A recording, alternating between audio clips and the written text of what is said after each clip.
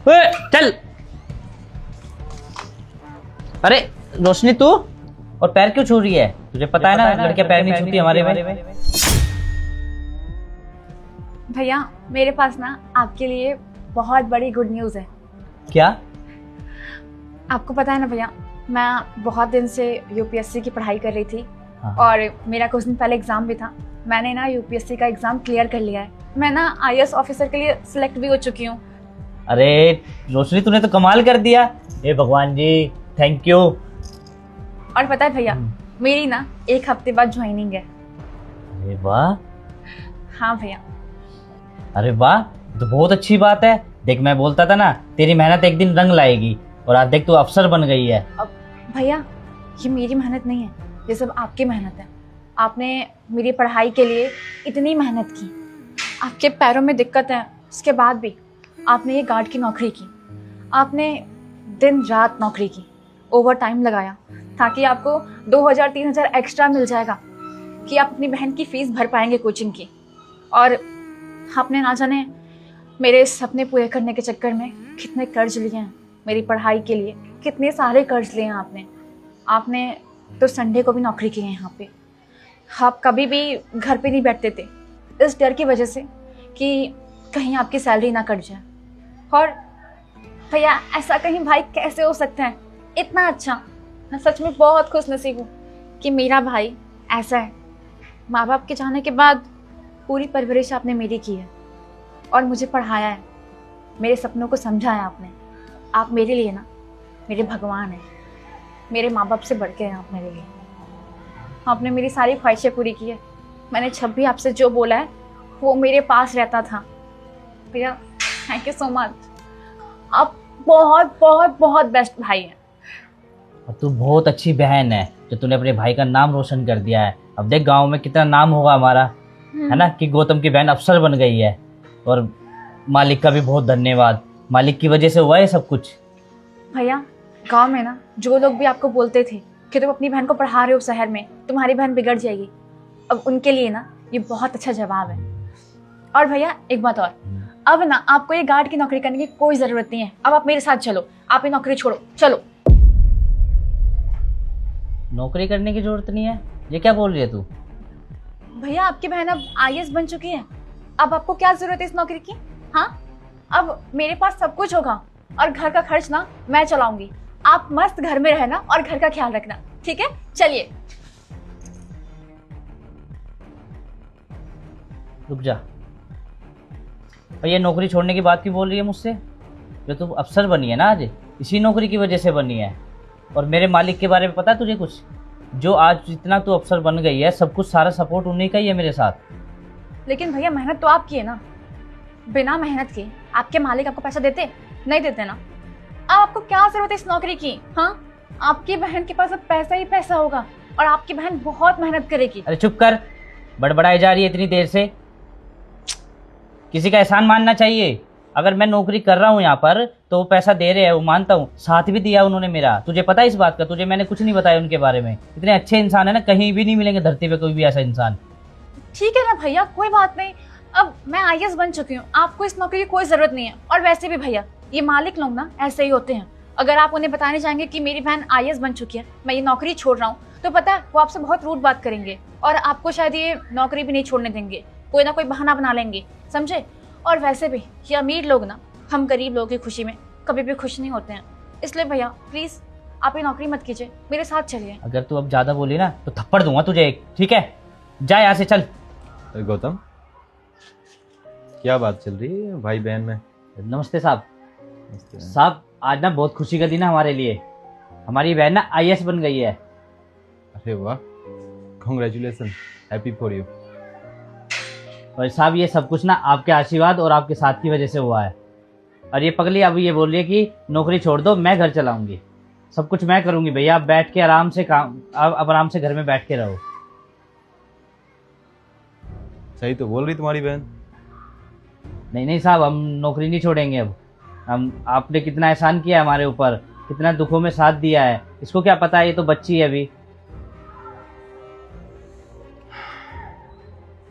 देखो गौतम, अगर तुम्हें ऐसा लगता है तुम अगर यहाँ से जॉब छोड़ना चाहते हो तो छोड़ सकते हो, निसंकोच तुम मुझे बोलो कि हाँ मैं जॉब छोड़ना चाहता हूँ और मैं नहीं रहूँगा यहाँ पे, नहीं काम करूँगा, मुझे कोई प्रॉब्लम नहीं होगी। इनफैक्ट तुमने अपना लाइफ का इतना सारा टाइम दिया है हमारे कंपनी को, और अच्छा लगेगा कि तुम अपनी बहन का साथ दिए और अपनी बहन के कहने पे जॉब छोड़ रहे हो।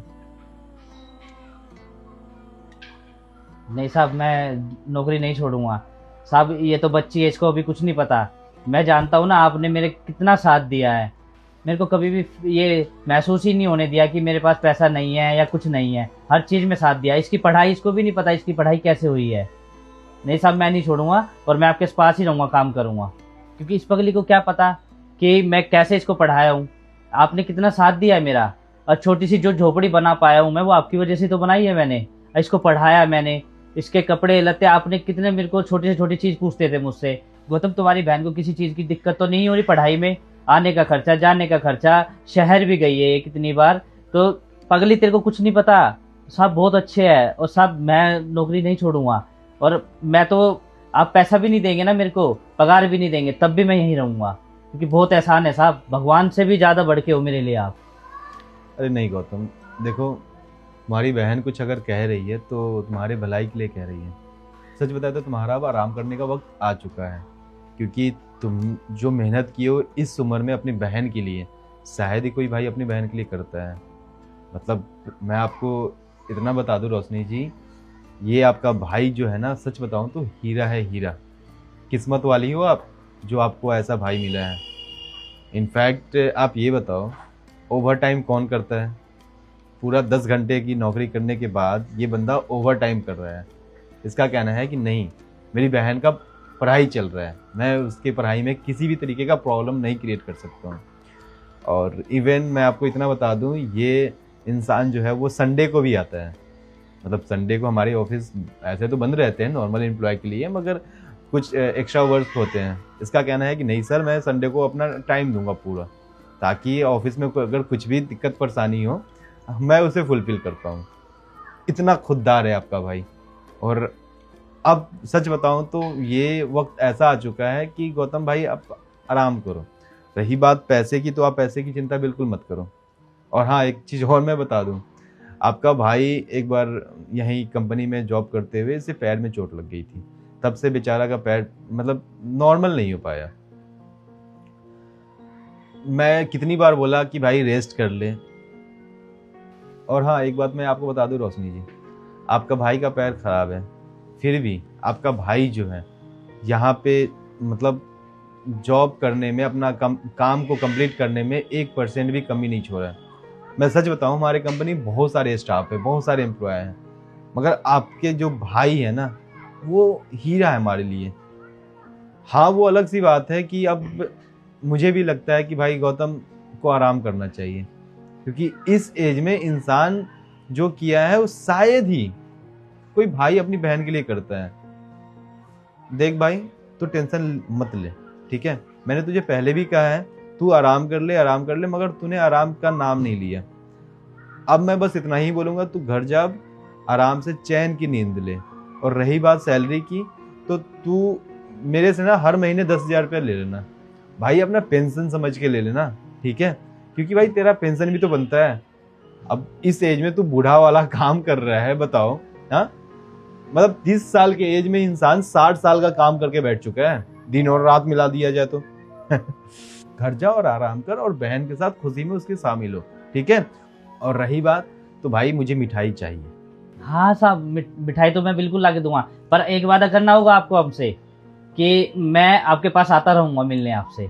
बिल्कुल, ये तुम्हारा ही ऑफिस है, तुम्हारा ही कंपनी है, जब दिल करे अपना आ जाना। और हाँ, काम करने का दिल करे तो काम भी कर लेना, ताकि तेरा मन भी लगा रहे। हाँ, मगर रोज आने की जरूरत नहीं है, ठीक है? महीना में एक आधा बार आके अपना चक्कर लगा लेना, देख लेना भाई कि कुछ कमी बेसी हो तो आके डांट डपट के चल जाना सबको, ठीक है? अब तेरी बहन IAS है, तुझे डरने की भी कोई जरूरत नहीं है। साहब धन्यवाद बहुत बहुत।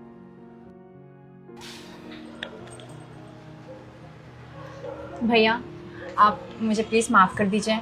मैंने ना जाने आपके बॉस के बारे में कितना कुछ बोल दिया। सच में आप तो बहुत सच बोल रहे थे। आपके मालिक तो बहुत अच्छे हैं, काफ़ी ज़्यादा। मैं ही बस उन्हें गलत समझ बैठी हूँ। वो तो एकदम सोने की तरह खरे हैं, बहुत अच्छे हैं। और पता नहीं, मुझे ना लगा था कि अमीर लोग होते ख़राब है, तो मैंने एक की वजह से मैं सबको जज कर बैठी। और ये मेरी आदत है, मैं एक इंसान की वजह से सबको जज कर देती हूँ, जो कि मुझे नहीं करना चाहिए। मेरी बहुत गंदी आदत है। और सच में इन्होंने ना बहुत प्यार से बात की। और ना मुझे पता क्या अच्छा लगा सबसे ज़्यादा, कि ये आपकी बहुत इज़्ज़त करते हैं, आपसे बहुत रिस्पेक्ट से बात करते हैं। कभी भी आपको ये फील नहीं करवाते कि आप एक सिक्योरिटी गार्ड हैं।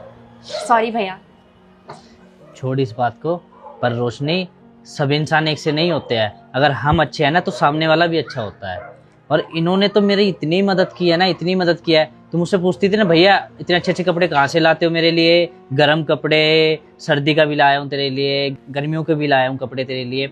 सब मेरे को साहब देते थे, क्योंकि साहब ना अपनी बहन के लिए भी लाते थे ना, तो बोलते थे कि तेरे पास भी एक बहन है ना, तू ले जाया कर। देख कितना अच्छा इंसान है। और तूने बोला कि नौकरी छोड़ दे। ठीक है, तू अपनी जगह ठीक है, पर मेरा भी फर्ज था ना उनको बोलने का, क्योंकि सब चीज़ पैसा नहीं होती ना। आज हमारी ईमानदारी काम आई ना, और देख तू IAS बन गई मेरी ईमानदारी की वजह से। अच्छा भैया, ठीक है, अब तो चलिए। अरे बाप रे, गांव में मिठाई भी तो बांटनी है, चला जल्दी।